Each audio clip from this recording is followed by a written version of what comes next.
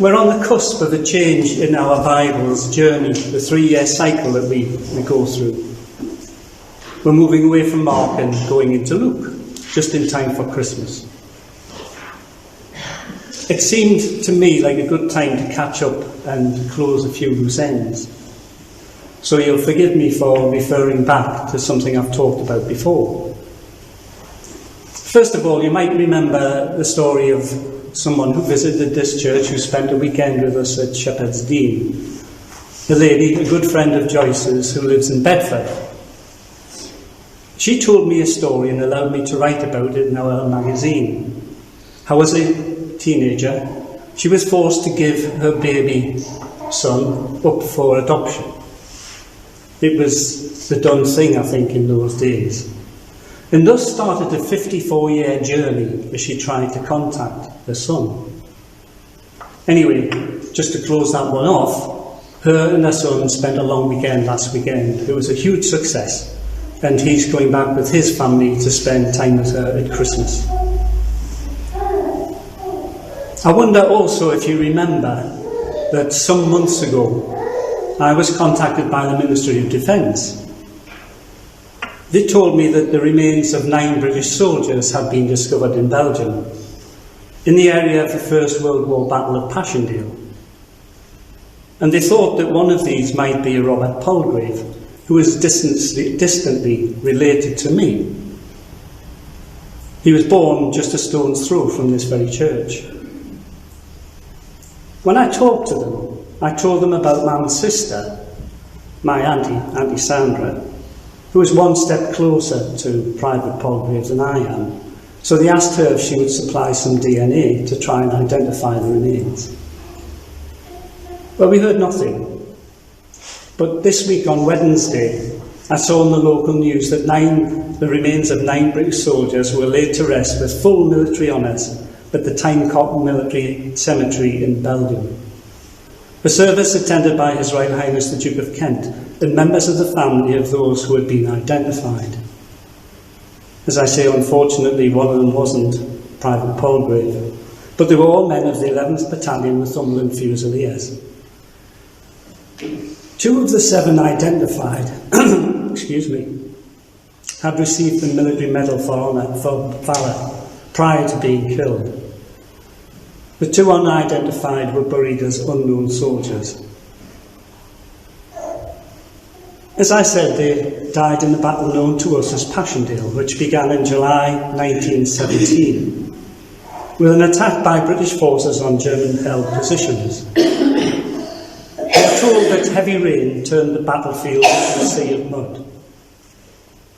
The battle eventually petered out in November 1917, with neither side making any progress.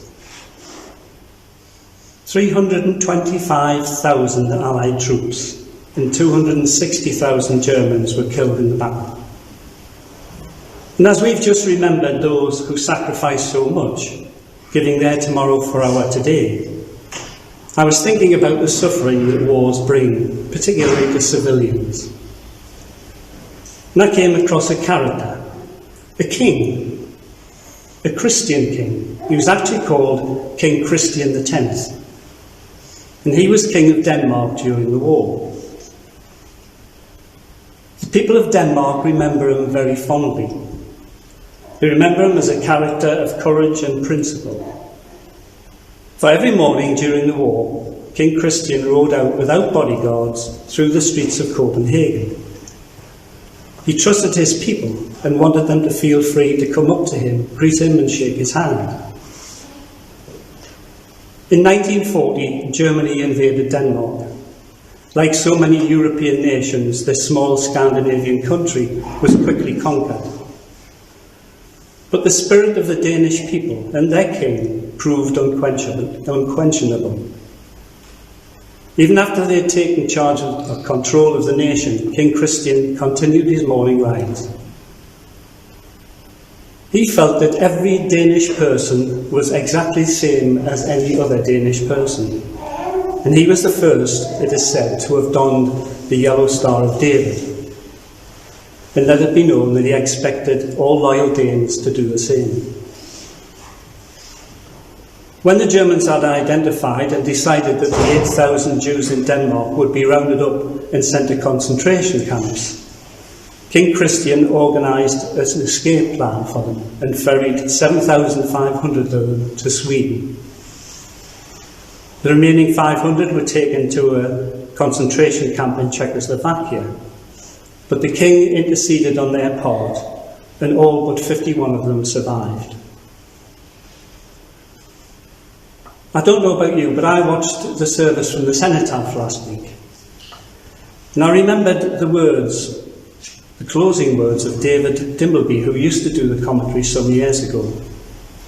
When he commentated on the march past the cenotaph, after some 10,000 had marched past in 45 minutes, he said that if all the Allied and enemy servicemen killed in World War I and World War II were to march past the cenotaph, the parade would go on for 12 weeks.